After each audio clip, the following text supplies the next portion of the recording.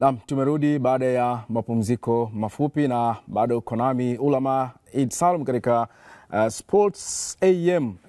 Sports AM leo ikiwa imejaa vitu vizuri kweli kweli, na bado tuko hapa kuweza kuwaleteni yale ambayo tumekuandalia kwa siku hii ya leo. Na kumbuka kama kawaida pia tunakutana na wachambuzi, lakini pia hata wageni ambao tunakutana na hapa kuweza kuzungumza taarifa mbalimbali za michezo na yale ambayo tumekuandalia wewe mtazamaji, ili uweze kuenjoy na kufurahia kile ambacho tumekuandalia kwa siku ya leo. Na kumbuka tuka saa 2:30 tuko hapa mpaka saa 4:30 za asubuhi. Lakini pia tutakwenda kuungana na wachambuzi kama ilivyo ada kwa siku ya leo. Clesens Kunambi ambaye tuko naye hapa, lakini pia Nasongelia Kilinga ambaye pia naye yuko hapa, na Rashid Kejo yuko hapa naye tuweze kuzungumza na wewe mtazamaji wetu katika swala zima la michezo. Kunambi, muda mrefu kidogo.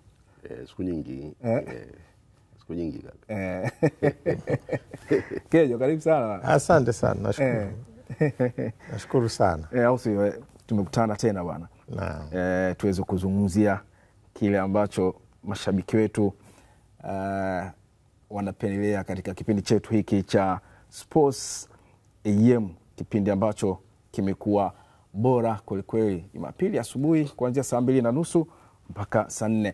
Na sasa tunakwenda kuangalia taarifa kuhusiana na habari za nyumbani. Wadhamini wa Ligi Kuu Tanzania ambao ni benki ya NBC wamekabidhi basi kwa timu ya Coastal Union kwa ajili ya kulitumia kwenye safari zao za kimichezo, ikiwa ni sehemu ya utekelezaji wa mikakati ya kusaidia vilabu vya mpira wa miguu hapa nchini. Taarifa zaidi na Mariam Shedafa. Elvis Ndunguru ni kwamba mpaka sasa wamefanya uwekezaji wa takriban bilioni 1.2 kwa ajili ya ununuzi wa magari ya vilabu mbalimbali vya ligi kuu. Basi ambalo Coastal Union watapata ni basi la 4 kutolewa na benki ya NBC.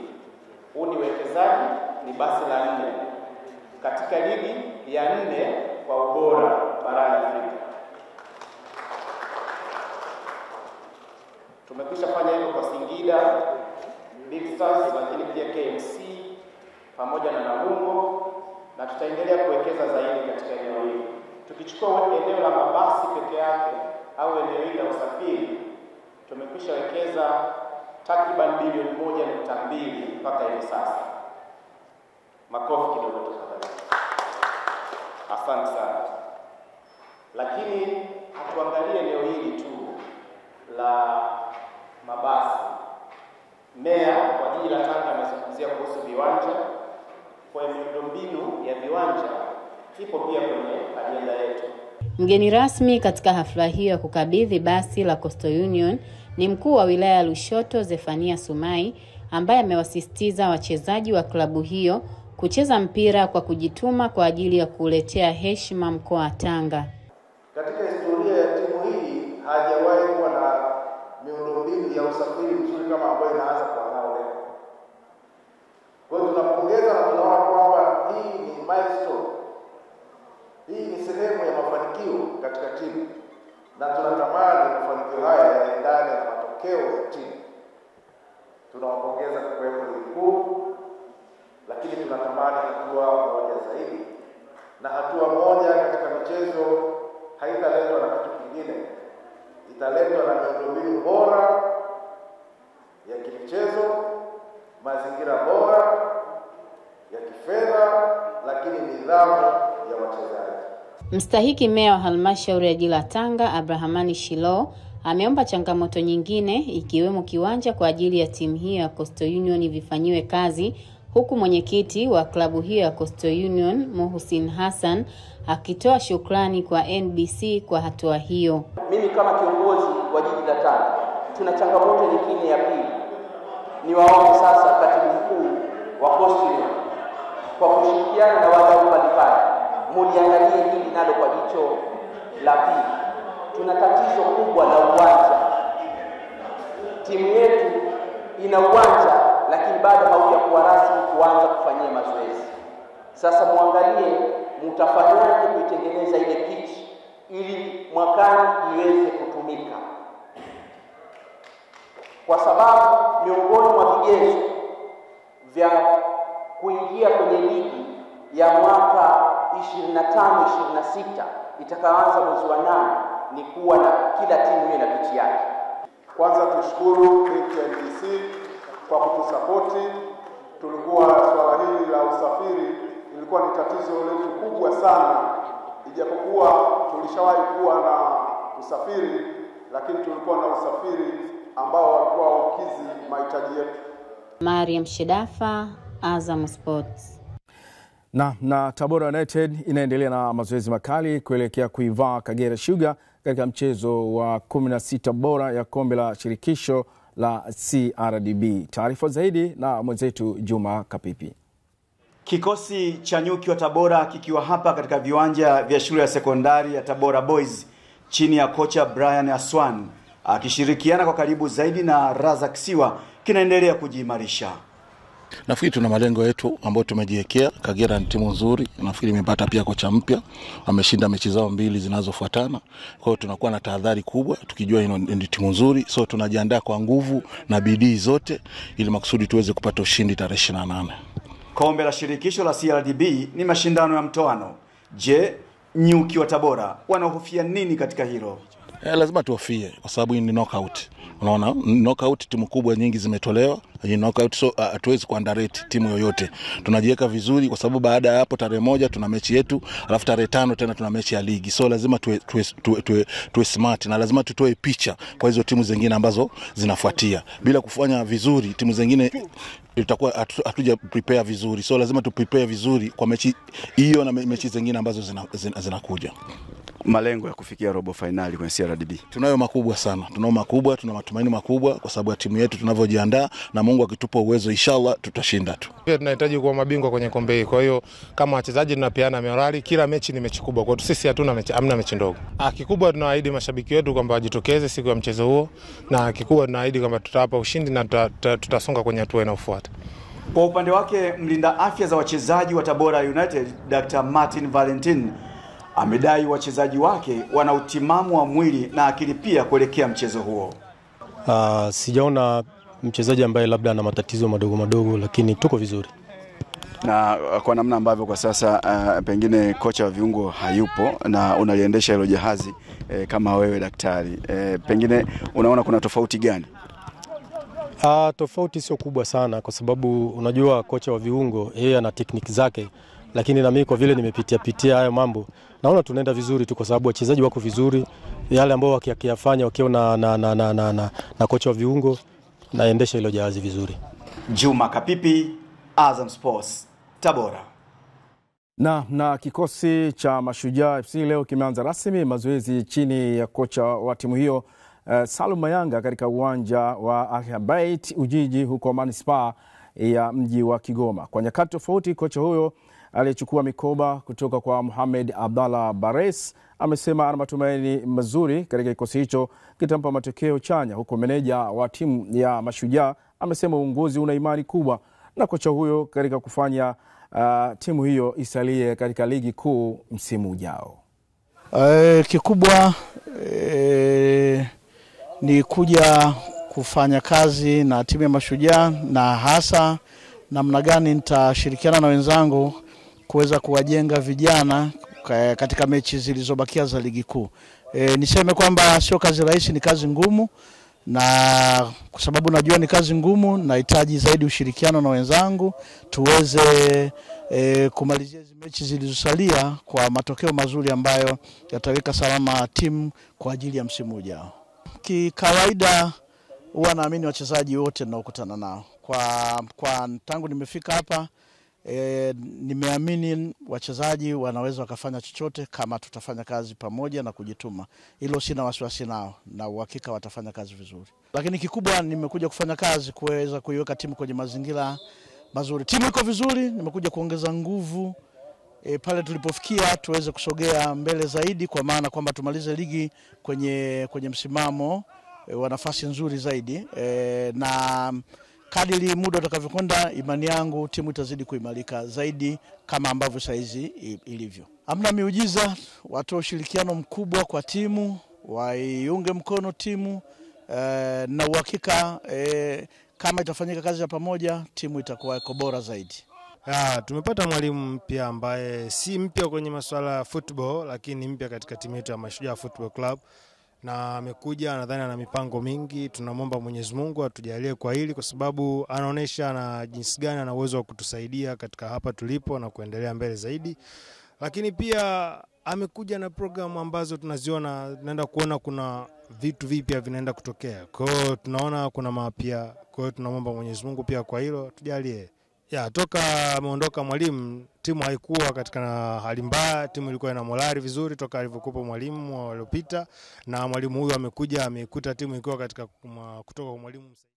Na uwanja wa CCM Mkwakwani uliopo jijini Tanga ambao unatarajiwa kuanza kutumika hivi karibuni baada ya maboresho yaliyofanyika kukamilika kwa 90%.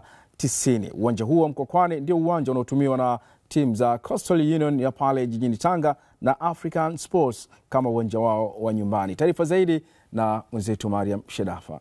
Miongoni mwa maboresho yaliyofanyika kwenye uwanja wa CCM Mkwakwani ni pamoja na pichi ambayo kwa sasa inahitaji marekebisho madogo ili iweze kuwa vizuri zaidi. Eneo sasa hivi ambao tunaendelea kukarabati ni uwanja wenyewe pasei. Kidogo kuna vitu vitatu vya kuweka sawa kwenye pitch.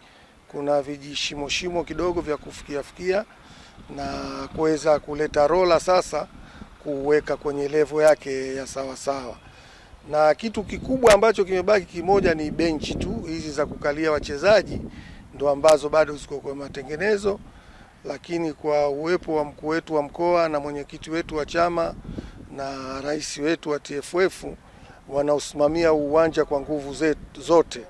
Watu watatu hawa wamejitolea kabisa kwamba uwanja wa Mkwakwani umalizike, uanze kuchezewa na uwe uwanja mzuri.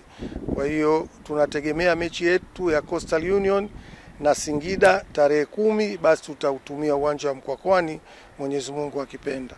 Wanasema mgeni njoo mwenyeji apone, kauli ambayo imejidhihirisha kutokana na ujio wa Rais Samia kwenye mkoa huu wa Tanga, ambapo katika uwanja huu wa Mkwakwani majukwaa yalitengenezwa, lakini pia vyoo vipya vikajengwa. Kwamba tumepata baraka kubwa ya ujio wa Mheshimiwa Rais. Uwanja wetu uko tayari na umekuwa tayari vizuri tu, ambavyo pia hatukutegemea. Tumeweza kupata vyoo karibu 6 vipya ambavyo vilitengenezwa kwa ajili ya ujio wa Mheshimiwa Rais, na sisi tumefaidika humo. Kwa hiyo ujio wa Mheshimiwa Rais, mwenyeji tumepona sana, wenyeji wa Coastal Union, African Sports.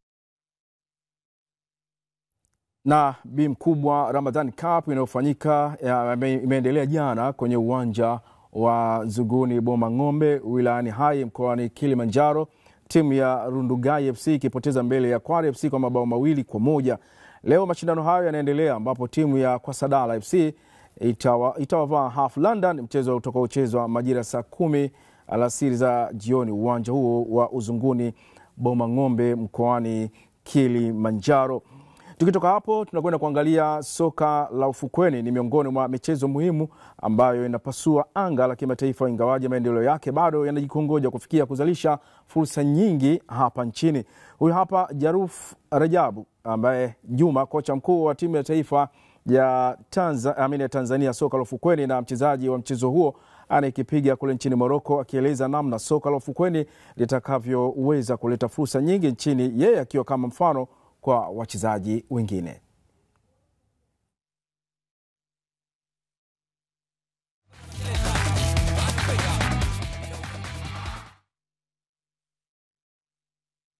Wazi ambacho nimecheza, fursa ziko wazi kwa vijana wengine wengi wa Tanzania ambao wana ndoto za kucheza mpira, lakini fursa kwao imekuwa, tunasema beach soccer imekuja kuwa mkombozi kwa vijana, kwa maana ya kwamba beach soccer haichagui.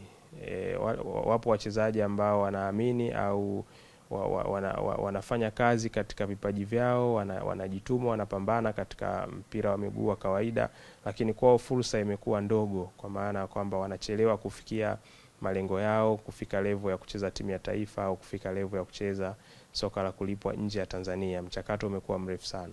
Lakini kwa beach soccer naweza kusema kwamba imekuwa ni fursa rahisi. Mchezo sio rahisi sana, mchezo wenyewe ni mgumu, una changamoto zake.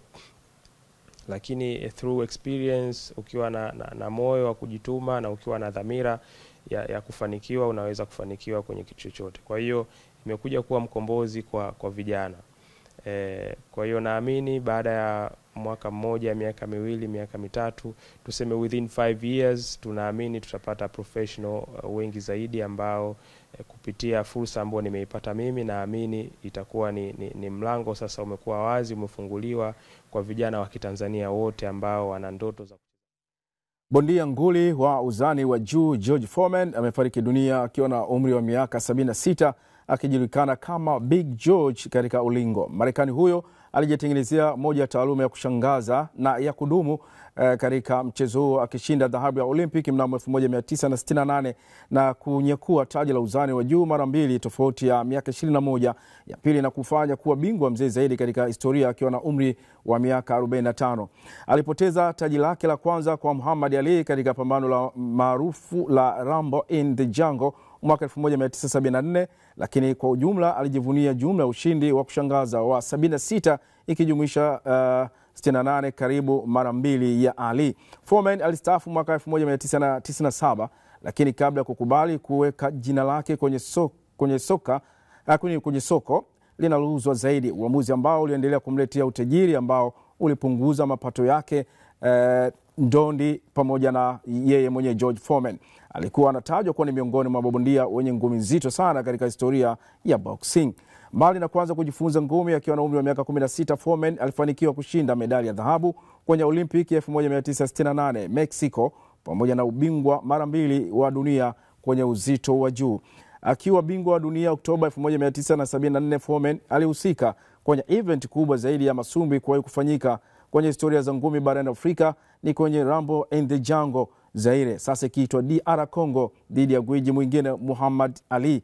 Foreman anashikilia rekodi ya kuwa bingwa wa dunia kwenye uzito wa juu mwenye umri mkubwa zaidi katika historia ya mchezo huo, miaka 45, wakati anampiga Michael Moore mwaka 1994.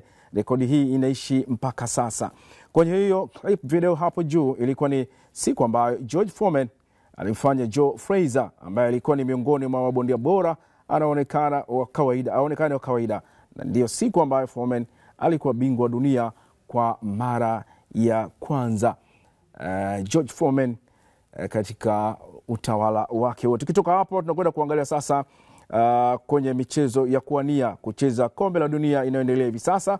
Timu ya taifa ya Misri imefanikiwa kuendelea kukaa kileleni mwa kundi A baada ya kutoa kichapo cha mabao 2-0 dhidi ya mwenyeji Ethiopia. Misri inafanikiwa kutimiza jumla ya alama 13 katika nafasi ya kwanza, ikiwa imecheza michezo 5, kushinda 4 na kutoka sare mchezo mmoja. Mabao ya Misri yalifungwa na Zizo pamoja na Mohamed Salah. Wakati hayo yakiendelea, Misri bao la dakika za jioni kupitia nyota El Khanous na lile la dakika 59 kwa mchezaji Ismail Seibari yakatosha kuipa alama 3 Morocco kwa ushindi wa mabao 2-1 ilipokuwa ikimenyana vikali na Niger hapo jana. Kwenye mchezo huo, Morocco iliutawala mchezo kupitia wachezaji wake Sofiane Rahimi wa Al Ain pamoja na Brahim Diaz anayekipiga katika timu ya Real Madrid pamoja na Yusuf El-Nassir wa Fenerbahce ya Uturuki, ambao waliongoza Morocco kupata ushindi wa alama ambao pia unaweka katika nafasi ya kwanza ikitimiza jumla ya alama 12. Morocco haijapoteza mchezo hata mmoja hadi sasa kati ya 4 waliocheza na kushinda yote, na itacheza na timu ya taifa Tanzania kwenye mchezo ujao, huko ikiwa ni tarehe 25 mwezi huu katika uwanja wa Stade Municipal kule nchini Misri. Hao ni Morocco. Lakini pia Senegal, Simba wa Teranga hawa ikiwa pamoja na nyota wake Sadio Mane, Ismail Sarr, Kalidou Koulibaly na wengine wengi. Timu hiyo ya Senegal hapo jana imeshindwa kufua dafu dhidi ya mwenyeji Sudan kwa mchezo kumalizika bila ya bao lolote kufungwa katika mchezo huo. Senegal hii inakuwa ni sare ya 3 kwenye michezo 5 iliyocheza, wakati ikipata ushindi wa michezo 2 pekee, na mpaka sasa iko kwenye nafasi ya 3 ikiwa na alama 9 pekee. Sudan inaendelea kusalia kileleni mwa kundi B ikiwa imeshinda michezo 3 na alama 11, wakati nafasi ya pili ikishikiliwa na DR Congo mwenye alama 10. Matokeo ya michezo mingine ni Guinea ambao walikwenda slow ya bila kufungana na Somalia, lakini pia Togo wakaenda 2-2 na Mauritania. Ni michezo ya kufuzu kwa kombe la dunia ambayo imekuwa ikipamba moto katika siku mbili za hivi karibuni, lakini pia kitarajiwa kuendelea tena baada ya siku mbili na kuweza kupata sura ya timu ambazo hapo baadaye zitakwenda kuliwakilisha bara la Afrika katika michuano ya kombe la dunia. Na sasa nakwenda kuungana na wachambuzi wangu kwa siku ya leo, Clemence Kunambi na Songelia Kilinga pamoja na Rashid Kejo. Karibuni tena kwa mara nyingine. Asante. Tunakwenda kuangalia mechi ya Tanzania dhidi ya Morocco, ama Magharibi wenyewe kiwaita hivyo. Kunambi, ni mechi ya aina gani kwa Morocco lakini kwa Tanzania? Ni mechi ngumu. Ni mechi ngumu kwa namna vyote vile ambavyo unaweza kuielezea, utasema kwamba ni mechi ngumu. Kwa sababu hata ukiangalia katika FIFA ranking Morocco ndio inashika namba 1. Kwa upande wa Afrika. Yenyewe inashika namba 14. Ndio. Na sisi tuko nafasi ya 106. Hiyo inakuonyesha kwamba kuna gap gani kati yetu sisi na wao. Lakini zaidi kwamba tunacheza ugenini, tutakuwa nyumbani kwao. Lakini huu ni mchezo wa soka. Kwenye soka kitu chochote kinaweza kutokea.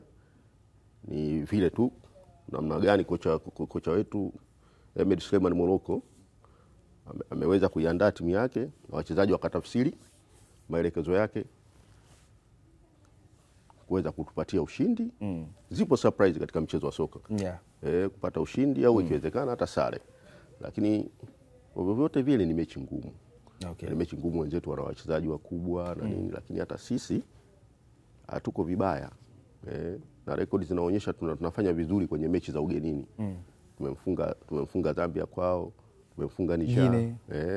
Hata zile kwenye qualifying games zile za nani za AFCON. Tumepata matokeo ugenini, tuwafunga Guinea ugenini. Kwa hiyo rekodi yetu kwa miaka ya karibuni ya mechi za ugenini sio mbaya. Kwa hiyo wachezaji waingie tu, wajiamini, wawe watulivu, watoe nidhamu kwa Morocco kama ni timu kubwa, lakini wasiheshimu kupita kiasi. Heshimu kupita kiasi maana yake unaiogopa sasa. Morocco wenyewe walifanya surprise World Cup 2022. Kwenda tu ya nusu finali.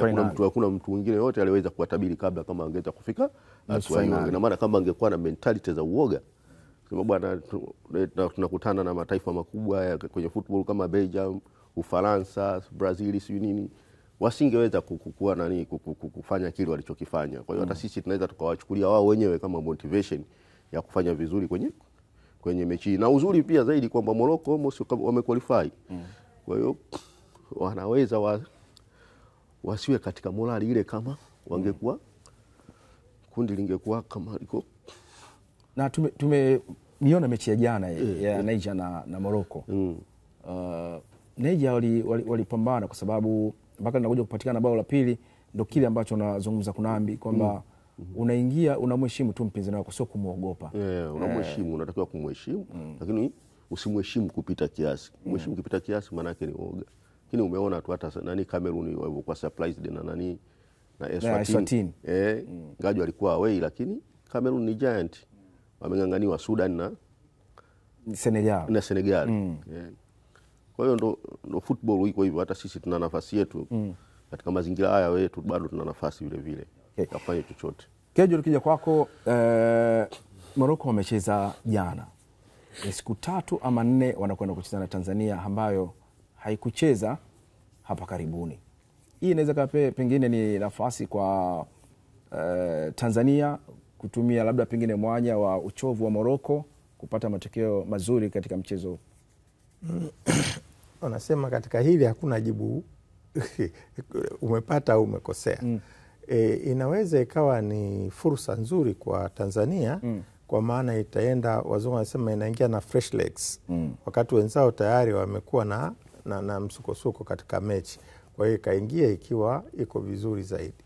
Lakini Kwa upande mwingine hiyo mechi inaweza ikawa imetumika kwa Morocco kufanya kurekebisha makosa ambayo yamejitokeza katika mechi iliyotangulia ili wafanye vizuri katika mechi dhidi ya Tanzania. Lakini kama alivyosema Kunambi, Morocco ni timu kubwa.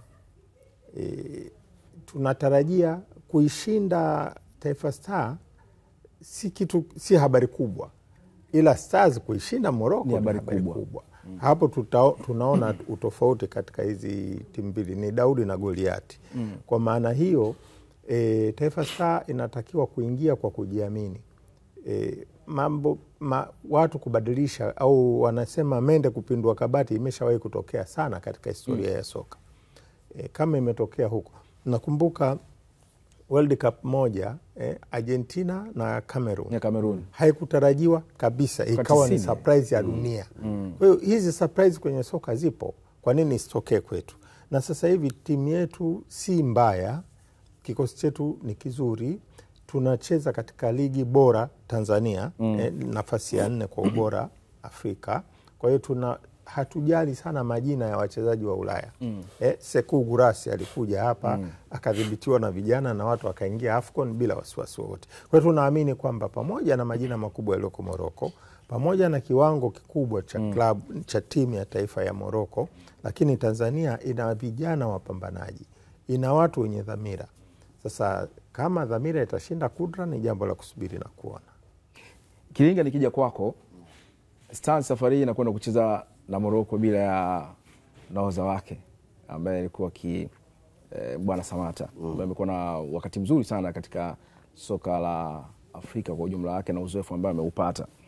Ndani ya kikosi wanasema ukiwa na kaka mkuu ambaye pengine akiwa na mkimuona tu kaka mkuu ndani ya kikosi mnajiamini, kukosekana kwake unaweza kukaa pengo moja la kujiamini kwa wachezaji kwamba hayupo kaka mkuu ambaye tumemzoea, ambaye anaweza kutuliza pressure ya timu na kwenda kucheza na Morocco bila yeye haiwezi kawasumbua kidogo wachezaji. Ni kweli inaweza kuwa na athari, lakini vile vile Stars huko nyuma imesha prove kwamba waliweza kucheza bila captain. Captain fantastic Bwana Samata. Lakini kimsingi angekuwepo angeleta jambo lingine tofauti. Samata amekuwa na mchango mkubwa sana kwa timu ya taifa kwa karibu miaka nakaribia mwongo mmoja sasa. Na ndio ambaye ameongoza hii timu kuqualify hata AFCON kwa mara 3. Tuliingia 2019, 21, 23. Unaona na safari hii. Kwa hiyo ana historia yake kubwa. Zote hizo zimequalify yeye akiwa captain. Kwa hiyo kumkosa inaweza kuwa ni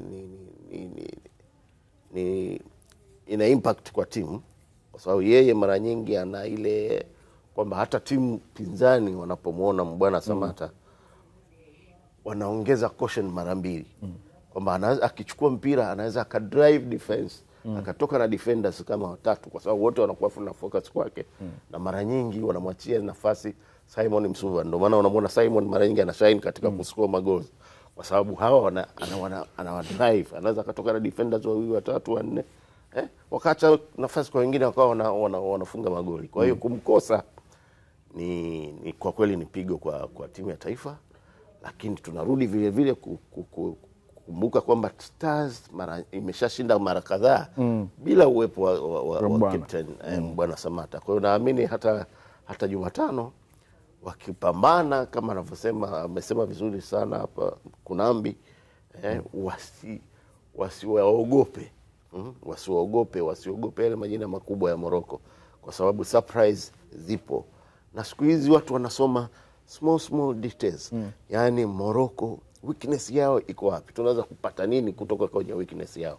Kwa kama technical bench waka identify zile small details na weakness za Morocco, tunaweza tukawa surprise kule kwao. Okay. Yaani maana yake kukosekana kwake hata mfumo pengine unaweza kubadilika. Mfumo unabadilika. Labda Morocco wanakuwa walishajiandaa namna gani wanaweza kukabiliana na Bwana Samata, lakini wanakuja na new faces na wachezaji ambao hawajui. Unajua kucheza na kitu wazungu wanasema kucheza na dark horse ni kitu kigumu. Yani farasi mweusi usiyemjua anapita pitaje, anaweza kukusumbua, lakini ule unayemjua unaweza kujipanga upambane naye vipi. Yeah. Kuna wambi wanasema timu za ukanda wa kaskazini set pieces wanatumia sana. Ama zile cross mipira ya juu inatumika sana. Katika safu ya ulinzi ya Tanzania, defender ambaye pengine alizoeleka kusimama pale kwa urefu height yake hayupo. Nafikiri kutokana na kutopata namba kwenye timu yake ambayo anacheza, kwa sababu wanasema wale ambao wanaitwa kwenye timu ya taifa ni wale ambao wako current kwenye timu zao. Hii haiwezi kuwasumbua ukiangalia defense line ya Tanzania ambayo inakwenda kuwakabili akina Naisir katika mchezo huu. Of course, kwanza hilo lazima walizingatie kwamba kama ulivyosema kwamba timu za Afrika ya Kaskazini ni wazuri kwenye set pieces. Kwa nafikiri hata maandalizi ya kocha Emen Morocco atakuwa amefocus katika hilo. Lakini ukiangalia katika defense ya Taifa Stars, Ibrahim Abdullah Baka ni mzuri zaidi kwenye mipira ya vichwa kuliko hata huyo kutoka kumsema. Nafikiri uko unamaanisha Bakari Nondo Mwamieto. Abdullah Baka anaruka zaidi mipira ya vichwa kuliko ambavyo Mwamieto anacheza mipira ya vichwa. Hata umeona ashafunga magoli ya vichwa mara kadhaa kwenye ligi, anafunga na goli kama 3-4 kwenye ligi yote ya vichwa. Hata kwenye kusave hivyo hivyo ni mzuri kwenye mipira ya juu. Lakini hiyo pattern ya Baka na Dickson Job ndio ilotufikisha kwenye finali hizo. Muda mrefu wamekuwa wakicheza pamoja. Yanga, Pangua, timu ya taifa wamekuwa wakicheza pamoja. Kwa hiyo nafikiri ni kujiamini tu na kufanyia kazi hizo small details, kwamba hao wenzetu wako wazuri zaidi kwenye mipira set pieces, tunafanyaje sasa kukabiliana nayo. Tusifanye labda makosa mengi nje ya boksi anaweza kutugharimu, au tukishafanya sasa tunajipanga vipi. Kwa hiyo ni mechi ambayo inabidi nizamu ya mchezo iwe hali ya juu sana ili kuweza kuambulia chochote. Kejo, kwa uzoefu wako, ni mechi ambayo Stars wanapaswa kuingia katika tahadhari ya namna gani? Timu ibaki sana chini, watoke kwa kushtukiza mbele ya Morocco, au wagawanye vipindi vile katika zile dakika 90 kutokana na jinsi ambavyo Morocco atakavyokuwa wanakuja? Swali zuri. Kwanza, unapocheza na timu kubwa kama hii, usianze kwa kupapatika kwamba nataka kwenda kufunga goli la mapema. Inaweza wazungu wanasema backfire. Ukikimbia mbele sana ukafukuza mwizi ukaacha mlango wazi, ni rahisi sana kupata madhara. Kwa hiyo kitu cha kwanza ambacho Stars watatakiwa kukifanya ni kushambulia kwa malengo, lakini kucheza kwa kutulia. Kwanza waanzie nyuma, sio mpira wa kwamba tupishane. Huwezi kupishana na Morocco haswa ikiwa nyumbani na quality ya wachezaji ilionao. Hiyo ni kitu cha kwanza. Lakini kitu cha pili, kama ulivyosema, Stars wanatakiwa kujitahidi sana kumiliki mpira, kukaa na mpira. Unapokuwa una mpira, ina maana unajihakikishia kwamba unakuwa salama zaidi. Kwa hiyo kitu cha kwanza, cha pili ni kumiliki mpira. Wahakikishe wanakuwa na mpira muda mwingi. Wanawanyima, yani wajitahidi kuvuruga mipango ya Morocco. Kila wanapojaribu wajaribu kuhakikisha kwamba wanakuwa na mpira. Kitu cha tatu ni kushambulia kwa malengo. Counter kama ikitokea, na ina wachezaji wazuri wa kukimbia, kina Mzize, kina Kibu Dennis, ni wachezaji ambao wanaweza wakaisaidia timu katika kufanya mashambulizi ya kushtukiza. Kwa hiyo wakifanya hayo, tunadhani tunaweza tukapata kitu. Okay. Na katika mchezo wa jana, Morocco wakipata ushindi wa mabao 2-1 dhidi ya Niger, Yasin Bunu ndio alikuwa pale langoni, linda mlango huyo, na Mazrui, Agued, Yamin pamoja na Ashraf Hakimi ni wachezaji wanne ambao walikuwa wanamlinda Yasin Bunu.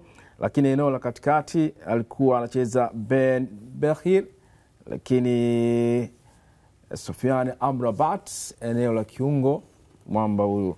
Lakini Unahi alikuwa anacheza naye vile vile eneo la kiungo, wakiwa wanacheza mfumo wao wa 4-3-3. Brahim Diaz pale mbele na Yusuf Naisir pamoja na Rahimi ni wachezaji ambao wametengeneza utatu wao pale mbele, yani 4-3-3. Wakati mwingine ukikushambulia au watatu wa kiungo wakisogea pale juu, wanatimiza idadi ya wachezaji 6. Jana Niger muda wote wamecheza kwa nidhamu nzuri ya kuzuia. Lakini mwisho wa siku wanakuja kufungwa goli la pili. Yaani of course ni unapelekwa moto ambao wanasema sasa. Naam, tunazungumzia kuhusiana na mchezo wa Tanzania dhidi ya Morocco ama Maghrib ambao wenyewe wanapenda kujiita namna hiyo katika mchezo wa kufuzu kwa kombe la dunia 2026, Stars ikicheza ugenini ama itakuwa ugenini katika mchezo wa kundi E. Katika msimamo wa kundi E ambapo Morocco wao ndio wanaongoza wakiwa na alama 12, Niger wakiwa nafasi ya pili na alama 6 sawa na Tanzania wenye alama 6 katika nafasi ya 3. Niger wana alama 6, Tanzania 6, Morocco wana alama 12. Na mechi ya kwanza ambayo ilichezwa katika uwanja wa Benjamin Mkapa tulipotea. Hii ni mechi ya kulipa kisasi. Wanasema wakati mwingine kisasi haku. Si ndio kwa hiyo lazima wajipange kulipa kisasi. Inawezekana.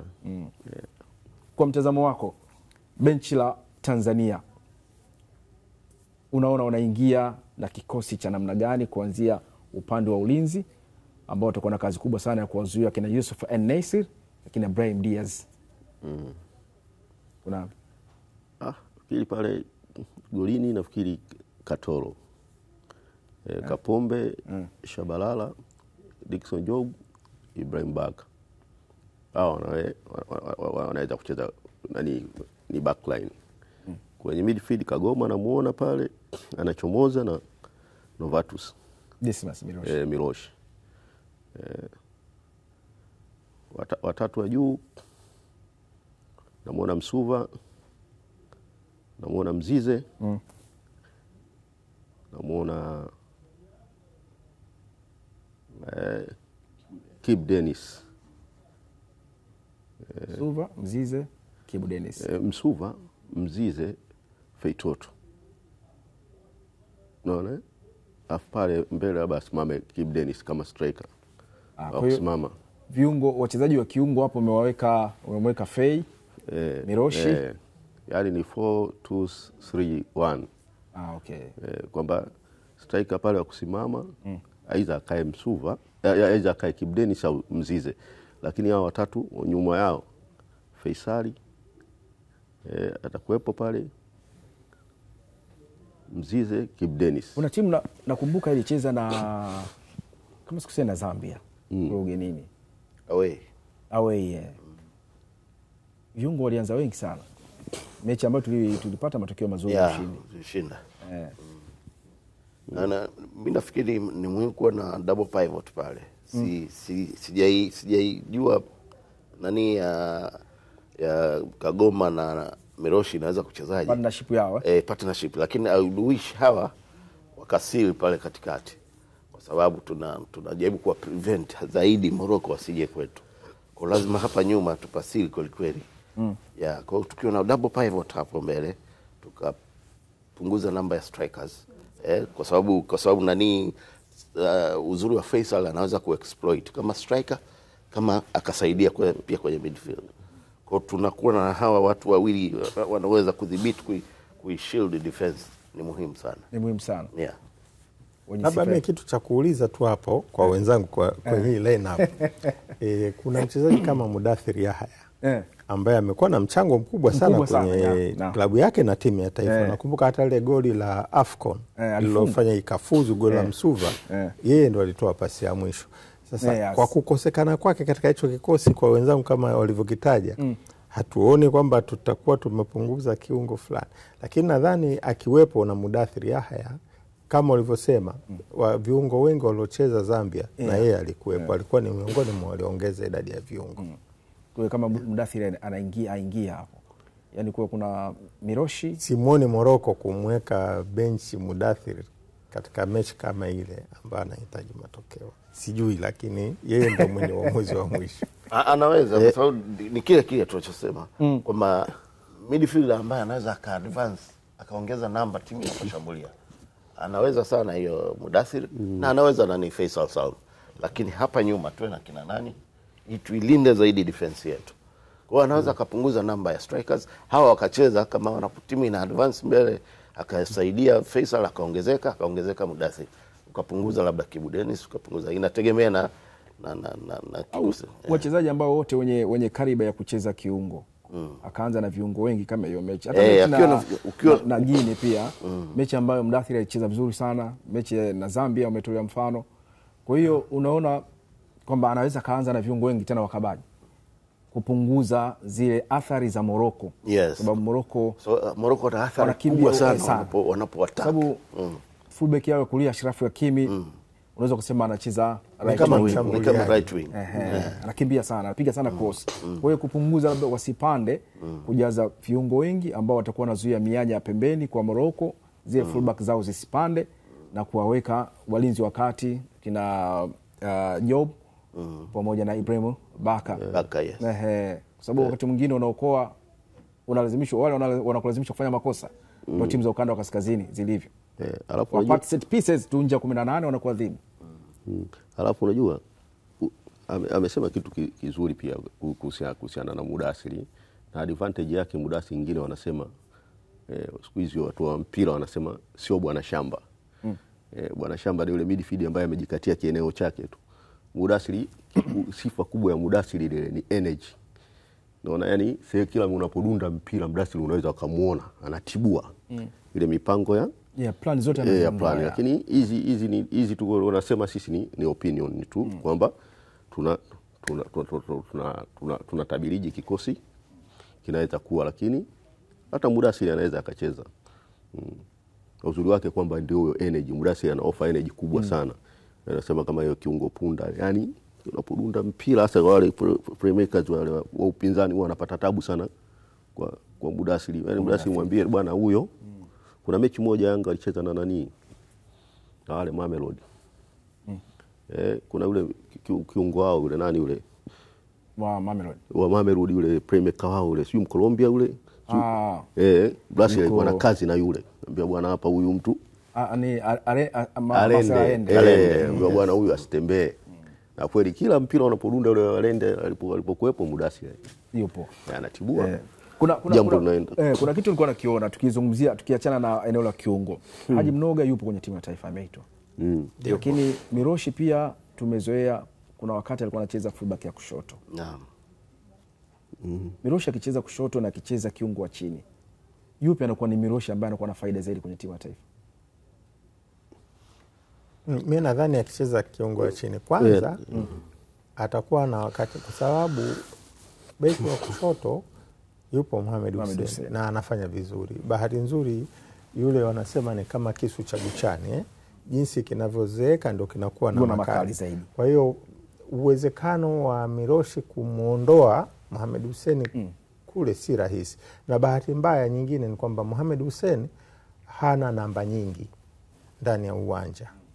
Yeye ni sehemu moja, ni fullback wa kushoto, anaweza kukupa matokeo mazuri, lakini Miroshi anaweza kukupa matokeo mazuri akicheza nafasi tofauti. Kwa hiyo kwa kocha ni rahisi kumtumia Miroshi katika nafasi tofauti kwa sababu kuna wakati mwingine anaweza hata akamsaidia Mohamed Hussein wakiwa wote kwa pamoja. Okay. Na tukimzungumzia Haji Mnoga, maana Shomari toka ameitwa kucheza mechi nyingi sana kwenye timu ya taifa, lakini uhitaji wake, zile kile zake tumeona faida ya fullback wa kulia kwenye ligi kuu ya NBC, jinsi ambavyo amekuwa na ubora. Shomari Kapombe ameitwa kwenye kikosi cha timu ya taifa, lakini pia Mnoga toka ameitwa pia kwenye kikosi cha timu ya taifa amekuwa na wakati mzuri sana akicheza pembeni. Mnoga anacheza inaitwa basic football. Yani mpira wa unaona kabisa huu ni mpira wake aina anaocheza ni academy football na ametoka kufundishwa kwenye zile step katika position hii unachezaje. Ndicho anachokupa. Very basic. Kwa hiyo ana advantage yake. Lakini Shomari atakupa advantage zaidi kwenda mbele. Lakini unaanza kuifikiria aina ya mechi ambayo tunacheza. Je, tukicheza na Morocco tunahitaji sana kwenda mbele au tukawa defensive minded? Kwa hiyo kama tunataka kuwa defensive minded zaidi, Haji Mnoga anafaa zaidi. Lakini kama tunataka tuwe tunatafuta muda tuna advance kwenda mbele, Shomari Kapombe ni chaguo bora. Okay. Swala goalkeeping? Milingoti mitatu. Goalkeeping naona Ali Salim kwa sababu amesha prove katika baadhi ya mechi hapa. Ukiondoa mechi ya Kongo ambayo aliconcede, lakini ni jambo la kawaida. Hata katika klabu yake alicheza katika mechi ngumu sana away dhidi ya Wydad Casablanca na uwanja ule ulinyamaza. Kwa hiyo ana tayari ana ile uzoefu ambao anaweza kuhimili mechi ngumu away. Hapo kuna jambo moja Kejo, pamoja na Kilinga na Kunambi. Ali Salim tumezungumzia uzoefu wake kwenye michezo ya kimataifa, lakini kwenye kikosi chake, kwenye klabu yake hapati namba ya kucheza, yani hana muda wa kucheza Ali Salim. Hilo wachezaji wengi ambao wameitwa ni wale ambao wamekuwa na performance nzuri kwenye timu zao, walikuwa ni regular starters katika timu zao, lakini kwa Ali Salim si regular. Ingawa kwa siku za karibuni hapa baada ya kuumia Musa Kamara amekuwepo kwenye kikosi na amedaka mechi kama 4-5 hapa. Ni kama zimemrudisha kwenye nafasi yake. Lakini Ali Salim unajua hata amekuwa Simba kwa miaka mingi sana na anaweza sicheze mechi muda mrefu, lakini ukamtia golini unaona ni kama goalkeeper ambaye amekuwa akidaka mfululizo. Hata kipindi kile wakati ameumia Aishi Manula, watu wana hofu kwamba maybe Ali Salim hataweza hizi mechi, lakini yeye hata muoni kama ni mtu mwenye hofu na anakupa performance nzuri tu. Kwa hiyo unaona anakwenda kuanza Ali Salim. Naona hivyo kwa maana ya aina ya wachezaji wa makipa waliopo kwenye kikosi na rekodi zao. Ali Salim ana rekodi nzuri zaidi. Ali Salim ni kama chumvi kwenye mboga, haihitaji kuzoeana na viungo atakavyokutana navyo ili aweze kuweka mazingira sawa.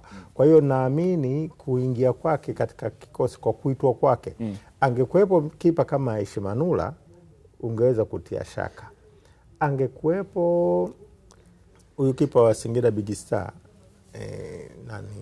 Metacha Mnata, tungeweza labda kusema kuna 50-50, lakini kwa aina ya makipa walioitwa nadhani huyu ni chaguo bora zaidi kwa maana ya rekodi. Achilia mbali rekodi za kimataifa, hata alipokuwa Simba na Yanga alizodaka hajawahi kupoteza.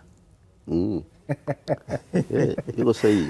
Haya bwana, tulikuwa tunazungumzia mchezo huu wa Tanzania dhidi ya Morocco ambao utapigwa kule nchini Morocco, mchezo wa kuwania kufuzu kwa michuano ya kombe la dunia 2026, na tayari kikosi cha Tanzania kipo kule nchini Morocco tayari kabisa wakijiandaa kuwakabili hao Simba wa Atlas katika mchezo wa kundi E. Kumbuka Morocco wana alama 12, Tanzania alama 6, Niger wenyewe wakiwa na alama 6. Ni mechi muhimu kweli hiyo. Tukitoka hapo tunakwenda kuangazia mechi ambayo siku ya Jumatatu tarehe 24 Singida Black Stars itakuwa inazindua uwanja wake mpya wa Airtel Stadium katika kusindikiza uzinduzi wa uwanja huu. Watacheza mechi ya kirafiki na Yanga.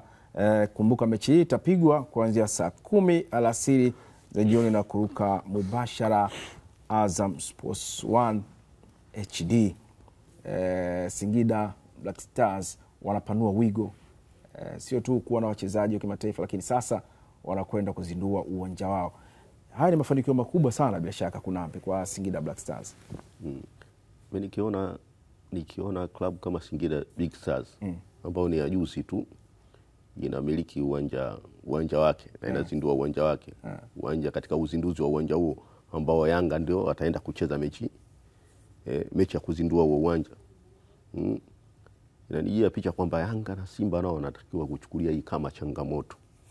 At least na wao sasa wakati umefika waziite klabu nyingine kuzindua viwanja vyao. Badala ya story tu kuonyeshwa ramani swini na nini. Ni wakati Yanga na Simba sasa na wao kuwa sio ni wapi Simba na Yanga wanakwama kutokuwa na viwanja vyao kabisa vya kuchezea mechi. So hizi training. Sio tu kwamba ramani. Sio training ground hizi. Ramani ishapigwa picha, ramani imeletwa. Sio training ground. Kwa hiyo hivi ulisikia Singida wakizungumzia ramani? Sikusikia hata popote kama waonyesha ramani sehemu swini na nini. Au michango nini. Wanazindua na wanaita Yanga kwenda kuzindua. Lakini ukiangalia mlolongo wa Yanga kuonyeshwa ramani sijui contractors kwenda pale Kaunda au Simba nao story ni nyingi zaidi kuliko vitendo. Sasa sijui wanakwama wapi. Okay. Kwa hiyo ni kama wanasema ni message ambayo wanaitoa Singida Black Stars. Wanatoa message za Tanzania kuwa na viwanja vyao. Kuwa na viwanja vyao. Wapunguze story, wafanye vitendo tuone. Okay. Na ili kwa kuongezea tu hapo katika kitu ambacho Simba na Yanga wanatakiwa wajifunze, ambacho tumekuwa tukikisema mara kwa mara, ni kutafuta partnership. Wale Singida wamepata partnership na kampuni moja ya simu, wamejenga uwanja ambao Simba na Yanga ukizipata hizo partnership ni wanaweza kurudisha fedha kirahisi zaidi kutokana na ukubwa wa majina yao. Kubwa ni unachukua mfano wa Arsenal, Emirates wanashirikiana na nani? Kwa nini wasifanye mambo ya namna hiyo? Ni mambo marahisi kabisa. Mimi sielewi kwa nini viongozi wa vilabu wanakuwa wanarudi nyuma na maeneo ya kujenga wanayo. Kipi kinakwamisha? Kitu gani kinakwamisha? Ni wakati sasa kufikiri waingie partnership, PPP, hizo partnership na makampuni, wakayapa tu title ya uwanja kwa miaka fulani, miaka 15, miaka 20.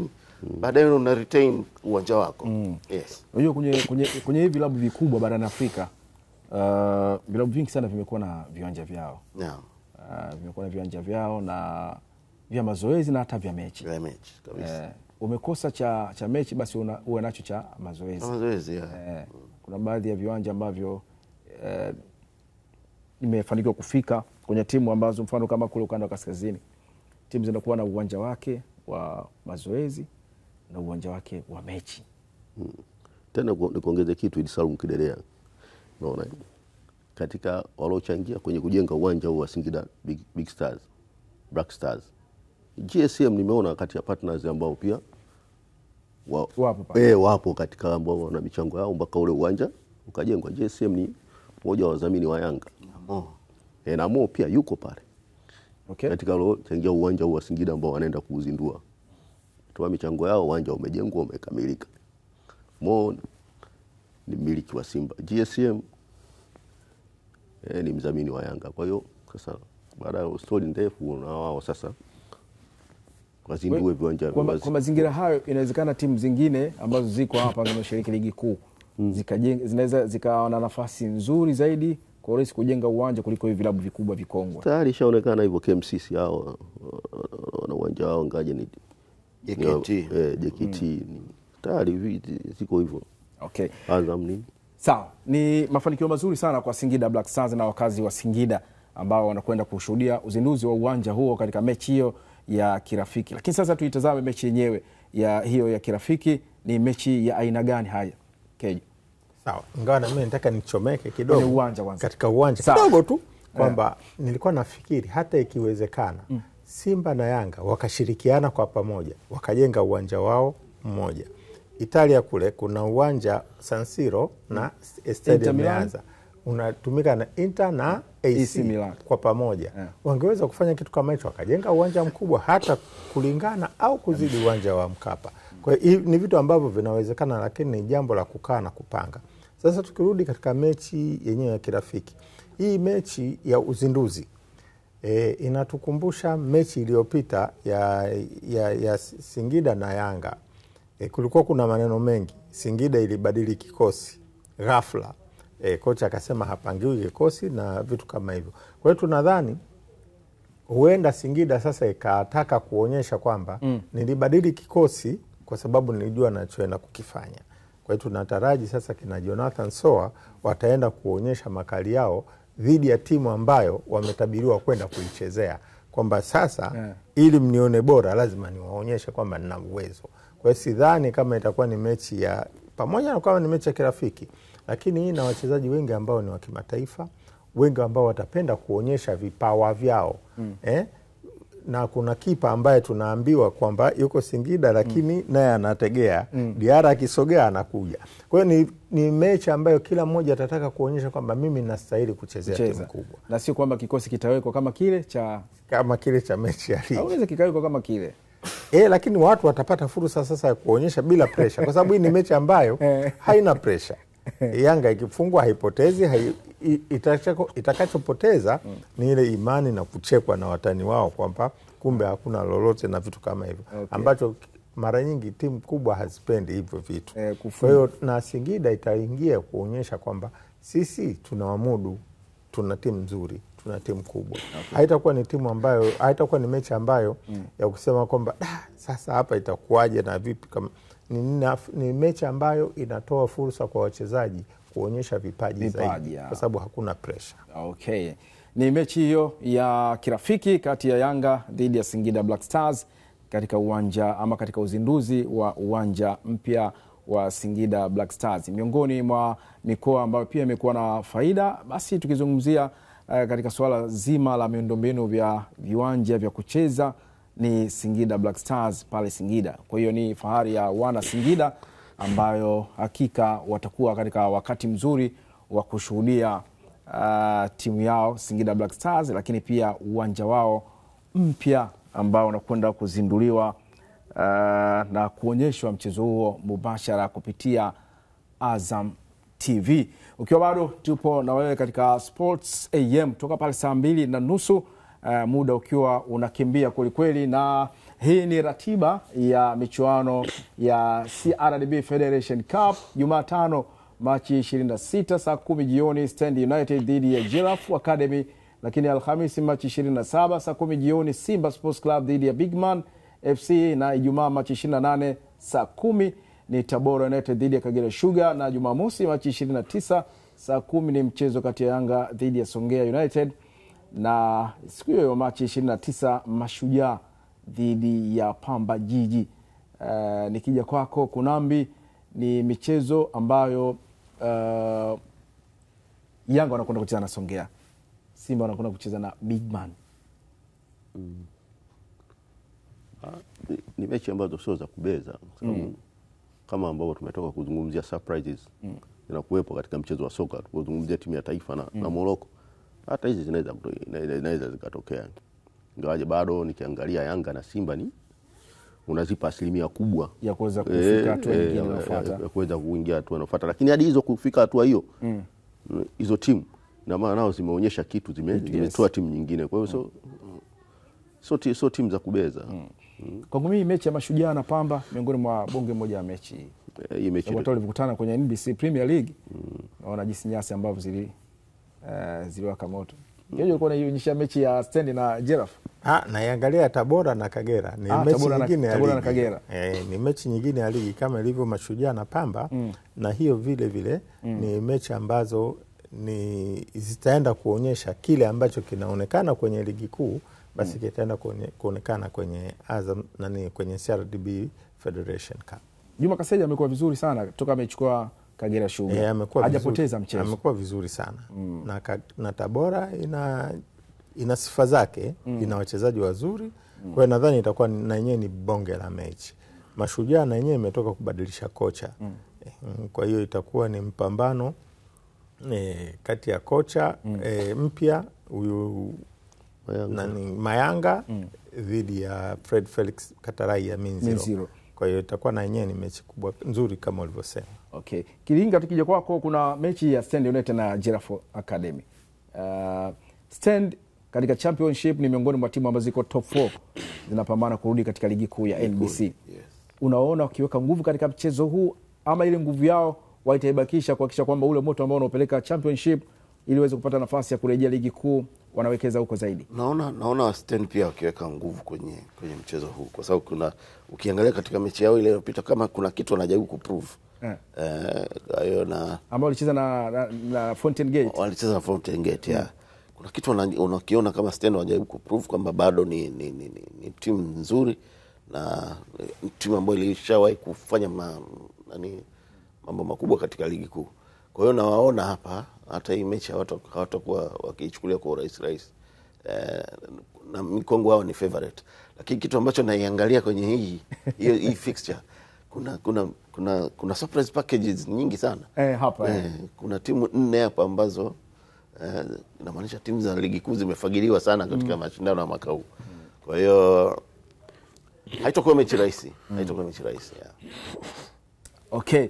Ni ratiba hiyo ya michuano ya CRDB Federation Cup, michuano ambayo hakika inakwenda kuchezwa na hatimaye zitakwenda kupatikana zile timu ambazo zitakwenda hatua ya robo finali. Kumbuka kuna timu 3 zimekwisha tangulia hatua ya robo finali, hivyo wengine ndio hao 5 watakwenda kuungana na wale 3 na kupata timu 8 ambazo zitakwenda kucheza hatua ya robo finali. Nikushukuru sana kwa kuwa nasi hapa Sports AM toka pale saa 2:30 za asubuhi mpaka hivi sasa ambako kipindi chetu kinatia nanga. Ulikuwa nami Ulama Edi Salum, lakini nawashukuru wale wote ambao walikuwa hapa kutoka Ramadan Cup Barbarian ambao ni wadhamini wakuu kwa msimu huu. Lakini kumbuka pia hii leo ni finali ya michuano hiyo ya Ramadan Cup ambapo Wasafi wanakwenda kucheza na Masterim pale JK Park saa 4 kamili za usiku. Hadi wakati mwingine, kwa niaba ya crew nzima, lakini Omar Suleiman ambaye producer kwa siku hii ya leo, kazi kubwa kifanya na Sharifu Bayona, lakini na dawati zima lile. Hadi wakati mwingine, nikutakie tu Ramadhan Karim.